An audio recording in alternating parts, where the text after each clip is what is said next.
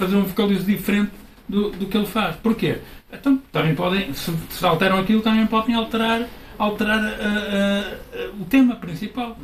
Porque não é? Porque é a mesma coisa que uma pessoa vai tocar um concerto de Beethoven e toca a primeira parte e na segunda parte, em vez de tocar o que ele escreveu, toca outra coisa.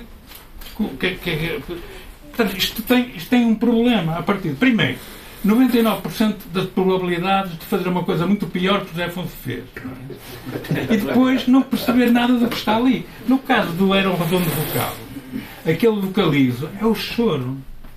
Aquilo é um choro. Portanto, não se pode estar a pôr aquele que é fechado, é um vocalizo fechado, e pô-lo em lá. Não, isto quer dizer, não tem pés nem cabeça. Não faz sentido nenhum. A pessoa não percebeu a música. Não sei se ele depois também, se calhar, não sabia o que é que a música queria dizer, claro. mas pelo menos ficou a saber no sábado. Nós já vamos ver. Portanto, aqui os vocalizos são uma coisa muito importante no Zé Afonso e reparem nesse pormenor, ele não repete nenhum. É uma coisa incrível. Nós fomos vendo, não é? E de facto, a certa altura, foi outra coisa que se percebe ao fazer a observação microscópica das canções, é outra coisa que salta à vista. De facto, o gajo não repete um vocalizo. Desculpa, deixa só uma nota do. Podem interromper quando quiser. Vocês também copiaram para a partitura isso, os vocalizos? Sim. Então como é que resolveram o problema do está por aqui, está pontinho, está por... É difícil, não é? Usamos isso. É difícil, acho eu. Que é uma maluqueira que não tem aquela. Como é que se tem? Por isso é que eu fartei-me de dizer para esse cara é doido. Eu estava sempre a dizer, este cara é doido. Porque era mesmo doido. Bom, então vamos ver. Ele estava na balada e depois qual é a grande viragem? É a aproximação à música tradicional. Na fase das baladas, mesmo até 1964, não é? Aquilo Cor dos Caídos, esse é o último disco, para mim é o último disco exclusivamente de baladas. A partir daí ele continuou a fazer baladas, mas fazia outras coisas além das baladas. E de onde é que vem esta aproximação? Vem do Lopes Graça. Ele era um grande admirador de Lopes Graça. E Lopes Graça defendia que para se construir uma música portuguesa havia dois caminhos.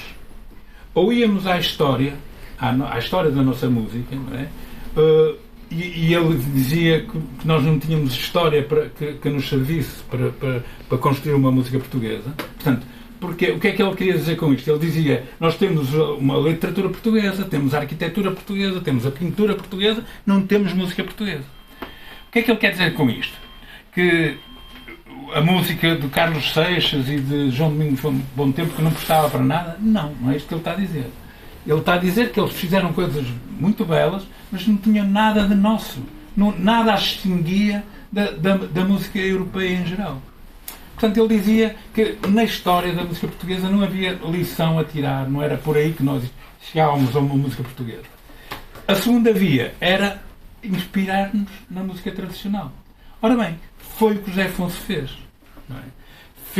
Começou a fazer no primeiro álbum, no Baladas e Canções, mas onde ele explodiu foi no Cantares do Andarilho. E aí, a partir daí, ele foi, na minha opinião, uma provocação, foi o compositor português que melhor levou à prática as ideias do Fernando Lopes Graça, incluindo os músicos da música erudita. Estão a ver? Então, agora, é uma provocação como a de José Ribamar a dizer que ele é um dos maiores poetas portugueses. E vamos lá ver. Ele mexeu na música tradicional, ele aproximou-se da música tradicional de todas as maneiras possíveis.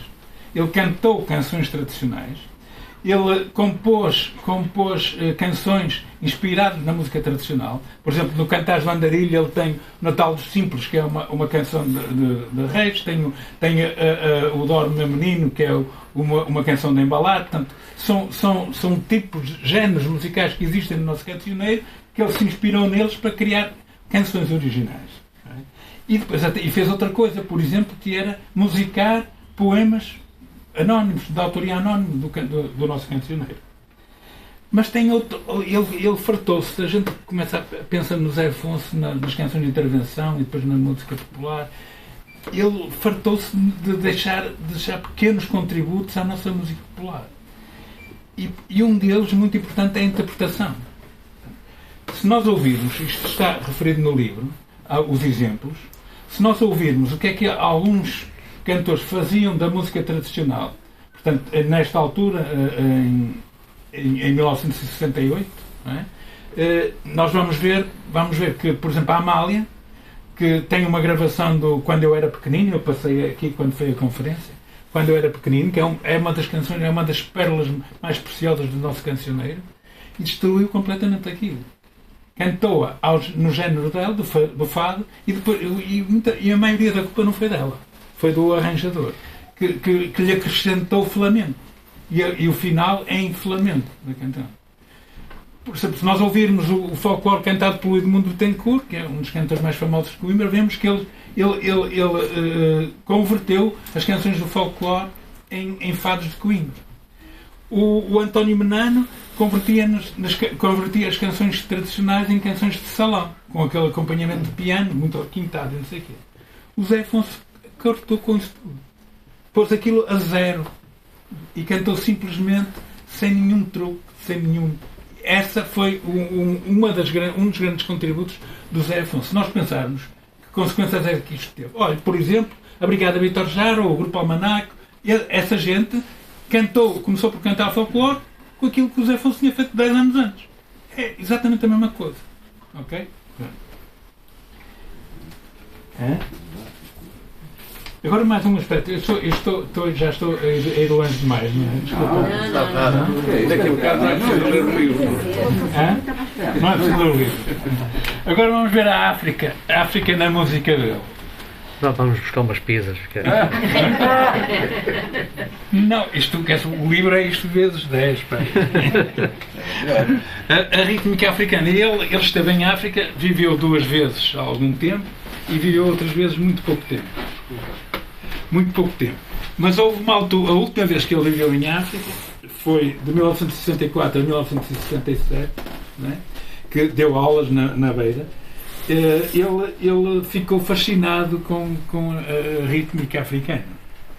E, por exemplo, um dos sonhos dele era estar-se nas tintas para a melodia e acompanhar-se apenas com percussões africanas. É claro que ele tem algumas canções acompanhadas só por percussões portuguesas, né, regionais portuguesas. Mas por percussões mesmo africanas eu só conheço um exemplo, que é os fantoches de Kissinger. Repara, esta letra que tem a ver com este tema, é que eu acompanho, a música é transformada num batuque africano e é mesmo só com percussões africanas. Ele declarou mesmo que era um sonho dele dar-se nas tintas para a melodia e começar a criar melodias e acompanhar apenas com percussões africanas. Pronto, a música africana, a partir do Contos Velhos Rumo Novos, em 1969, esteve sempre presente na obra de Zé Afonso. E ao contrário do que se diz, que as primeiras canções africanas de Zé Afonso são do Traz Outro Amigo também, que é o amigo de jazz, e tem 2 nesse álbum, não é? Não, ele tem uma música africana antes, exatamente no Contos Velhos Rumos Novos, que é o Vai Maria Vai. E é engraçado, porque ele parte para esta canção pensando nos romances. Os romances o que eram? Os romances da nossa música tradicional. Eram diálogos entre uma pastora pobre e um cavaleiro rico e nobre, não é? Que queria engatar a pastora pobre. Okay. Mas aqui não é. Os personagens são outros. É uma patroa branca e uma criada preta. E a patroa branca dá sistematicamente ordens à criada, e a criada, com o sotaque africano, vai dizendo que não faz. O que é que isto quer dizer? Isto é espantoso. Não sei se vocês sabem, eu lembro perfeitamente que no tempo do colonialismo se dizia que os pretos eram preguiçosos. Não é? Vocês lembram, que os mais antigos lembram-se disso perfeitamente, não é? Agora são os avantejados. Os pretos são os preguiçosos, não era o que se dizia. O que é que o José Afonso nos está a dizer? Não, os pretos não são preguiçosos. Eles estão a resistir ao colonialismo. Não é? E isto, portanto, estas negas da criada preta eram uma resistência aos senhores colonialistas. Bom, ok, então agora vamos falar da poesia. Dois aspectos da poesia. Porque, de facto, a partir de certa altura, principalmente no Cantares do Andarilho, a poesia é tão importante como a música. A partir daí, é tão importante como a música. Tão extraordinária como a música. Mas eu queria falar de dois aspectos da poesia dele. O primeiro é o lirismo. É outra ideia feita. Quer dizer, o lirismo coimbrão, sempre presente na música de José Afonso. Peço muita desculpa, respeito muito essa opinião, mas não concordo absolutamente nada. Porquê? Porque a influência poética do José Afonso não é nenhum poeta de Coimbra. É Luís de Camões. Se vocês pensarem em algumas canções como A Mulher da Erva, A Cantiga do Monte, A Maria, que ele dedicou à Zélia, a mulher dele, aquela lírica é Camões. Não tem nada a ver com Coimbra. Vocês vão ler. Porque uma coisa é falar de cor. Outra coisa é ir ouvir a música de Coimbra e ler e estudar as letras. Ver que relação há entre aquelas letras que eram vulgares em Coimbra e esta lírica do José Afonso. Não há relação absolutamente nenhuma. O outro aspecto que eu gostava... ainda tem outra canção que é mesmo Camões, mas o poema não é dele, que é a Elegia. Está no Baladas e Canções, mas este poema é do Luís de Andrade. Mas é um poema também camoniano. O outro aspecto é aquilo que se começou a dizer da poesia dele. Nonsense, não tem sentido. Surrealismo. Bom, houve um jornalista que lhe perguntou como é que ele fazia aquelas letras mirabolantes. E ele explicou. Ele disse: eu entro num estado de semiconsciência e as palavras vêm-me todas, saltam-me todas à toa, sem relação nenhuma. E depois eu dou-lhes uma arrumadela e tento encontrar um sentido e dou-lhes um arrumo. E é mesmo isso. E é mesmo isso. Se a gente ler bem os poemas dele, é mesmo isso. Aqui há, de facto, uma ligação, ou isto remete-nos para a escrita automática dos surrealistas, este processo. Mas com duas diferenças. É que não é o inconsciente que está a funcionar e que está a criar, é o que ele diz, a semiconsciência, que também não é o subconsciente, é um estado de consciência um bocado toldado, né? Como se estivesse drogado, se calhar é isso. Né? E depois a questão de arrumar as palavras para lhe dar um sentido. Portanto, aqui, ou seja, vamos chegar a um surrealismo, que é um surrealismo a José Afonso. Okay. Vamos ver três exemplos. Vejam bem. Estão a ver esta canção? O Vejam Bem, ele escreveu-a para um filme, para uma curta-metragem, em que seria um sujeito que estava desempregado, tinha perdido o emprego e andava à procura de emprego. E a levar recusas sistemáticas. Não é? É isso, ele dormia ao relento, não é? À procura do pão, essa história toda. Okay. Só que tem alguns aspectos. O primeiro ainda pode passar, que é logo o início do poema, que ele diz: vejam bem que não há só gaivotas em terra quando um homem se põe a pensar. Ok. Mas isto pode remeter mesmo para o problema das pessoas que não têm emprego e que vivem miseravelmente, ok? Porque quer dizer que se nós começarmos a pensar, vamos verificar que há uma série de miséria que anda por aí e que não se vê. Mas se calhar pode ter outro alcance. E se nós virmos outro aspecto a seguir, não é? Que é o homem está ali e depois há uma praça de gente madura e uma estátua de febre a arder que está nas tintas, estão-se nas tintas para a situação dele. E a estátua de febre a arder é que não é, porque não faz nonsense, dizem logo os outros, nonsense o caralho. É? Porque a estátua de febre a arder é uma das estruturas principais que a FIDE utilizava para torturar os antifascistas. E é isso que ele está a referir. Ou seja, aquele sujeito, aquele mendigo, que aparentemente é um mendigo, não é um mendigo como os outros. É um opositor do regime e o pão que ele está à procura não é o pão para ele, é o pão para todos os explorados. Este é um exemplo. Agora, era um redondo vocal. Outra canção que as pessoas acham que não tem sentido nenhum. quando eu fiz o curso, que foi também despoltou o livro, na Universidade Popular do Porto, e quando cheguei a esta canção, fiz esta pergunta para as pessoas. Uma casa esvaziada pela PIDE? E ficou tudo incrédulo a olhar para mim, porque achava que eu estava ali a extrapolar. E eu não consegui defender essa ideia. O problema é que encontrei nas pesquisas que eu fiz, encontrei no Musicalíssimo, um jornal que era especializado em música, uma frase de um senhor chamado José Ribamar, que eu já aqui falei, que o Musicalíssimo mandou a Paris para fazer a reportagem da gravação do álbum Venha Mais 5, e ele pediu ao José Afonso para deixar publicar um dos poemas que estava no disco. O José Afonso deu-lhe o poema do Era um Redondo Vocábulo e disse-lhe: isto é a sequência do Era de Noite Elevado.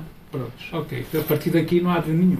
E então a senhora companheira do Guilhermino, que é professora de português, fez a interpretação desta canção e vê-se perfeitamente que ali esta canção é o dia seguinte. Portanto, a polícia, até há quem diga que se refere mesmo à última prisão de José Afonso em 1973. Tem 3 estrofes.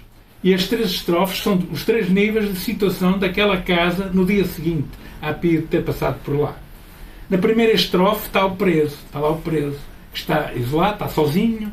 Naquele momento ele até diz os dedos, já naquele momento não servem para nada, ele chama-lhe dedos maninhos, são inúteis naquele momento, não servem para nada, não é? E ele tem os dedos no cabelo e à procura das memórias.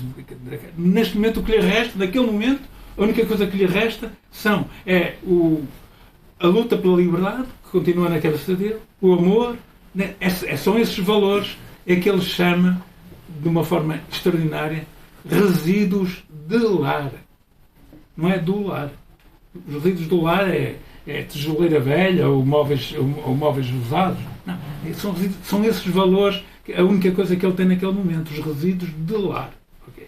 Na segunda estrofe é a mulher, está sozinha na casa vazia, que ele farta-se dizer, na casa vazia, está aturdida, o telefone não para de tocar, provavelmente as pessoas querem saber o que é que se passa, o que é que se passou, não é?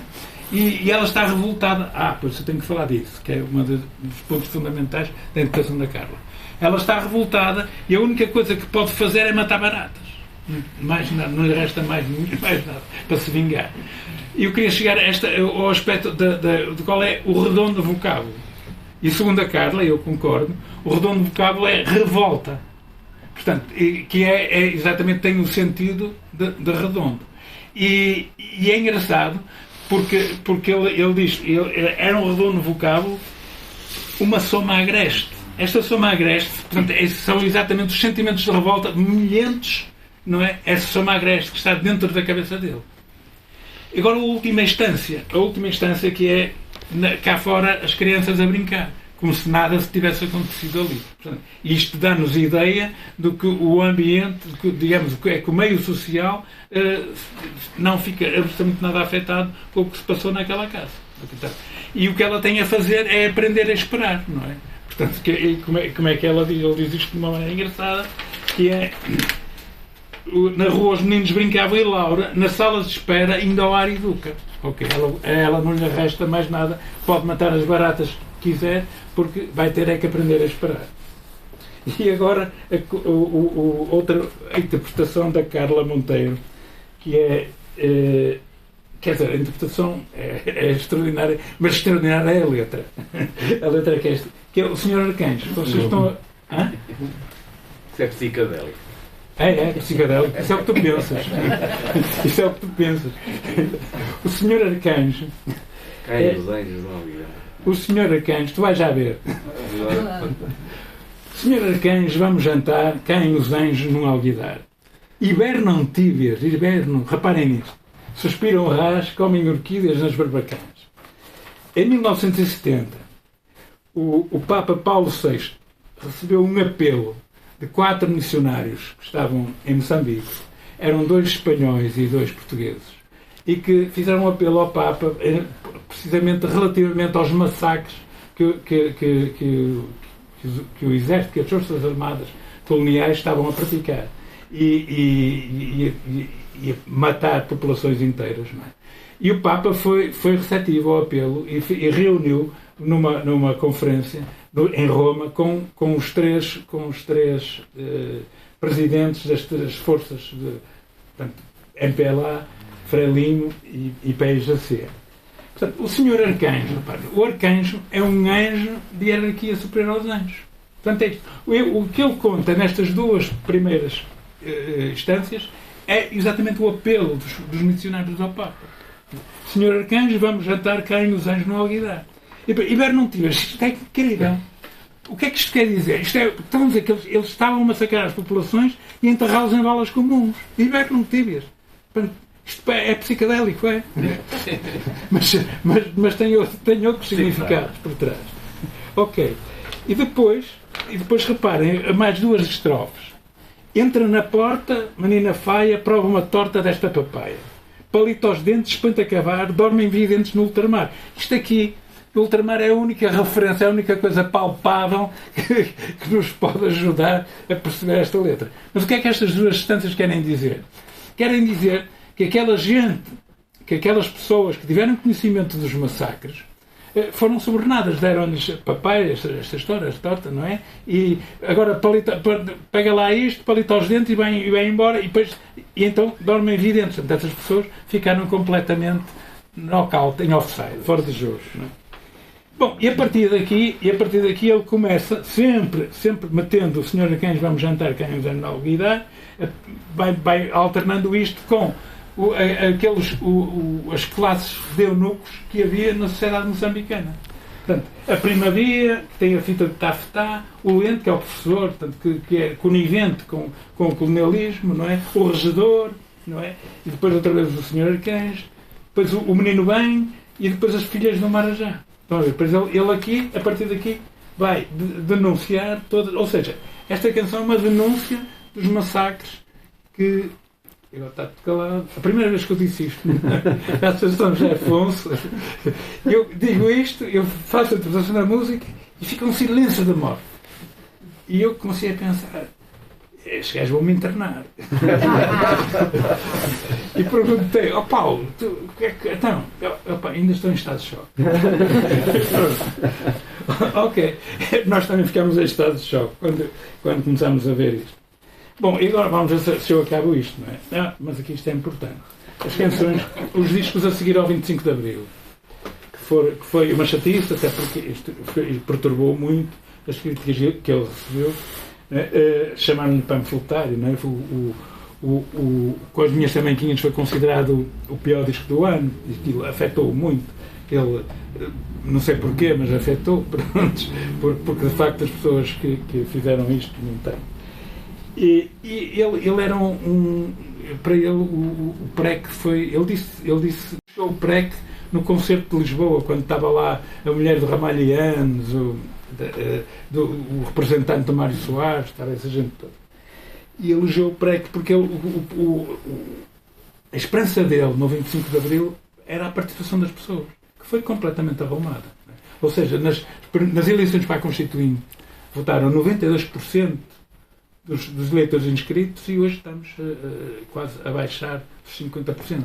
Foi isto que portanto, ou seja, aqueles senhores que quiseram evitar, entre aspas, um golpe do Partido Comunista, não é? O que eles quiseram de facto foi acabar com o movimento de massa. E isso é que eles tinham medo, não é? Porque essa história do golpe do Partido Comunista é mesmo uma história da carochinha, acho eu. Não era do Partido Comunista, não. Mas o que é que aconteceu? Aconteceu que eles repuseram o Estado de Direito. Estado de Direito. Que é isto que nós estamos, Estado de Direito. Quer dizer, chamar Estado de Direito a este capitalismo do crime organizado não é selvagem, já não era de antes. Este é o capitalismo do crime organizado. Chamar a isto Estado de Direito, para mim, é a piada de mau gosto mais estúpida, mais cretina que eu ouvi na minha vida. Porque, de facto, isto é uma vergonha. Este Estado de Direito é uma vergonha. Bom, prontos, vamos acabar, até para não vos chatear mais. Só vos dizer que ao longo da minha caminhada a descobrir a obra de José Afonso, ele disse 3 vezes uma coisa estúpida. Eu estava redondamente enganado acerca da genialidade de José Afonso. O problema é que eu não tinha descoberto aspectos da genialidade dele e descobri-os naquele momento. Eu agora já sei que não digo isso outra vez porque parte do princípio que ainda estou redondamente enganado acerca da genialidade dele. Então, parafraseando o autêntico Sócrates, eu direi que acerca da música de José Afonso só sei que nada sei. Muito obrigado.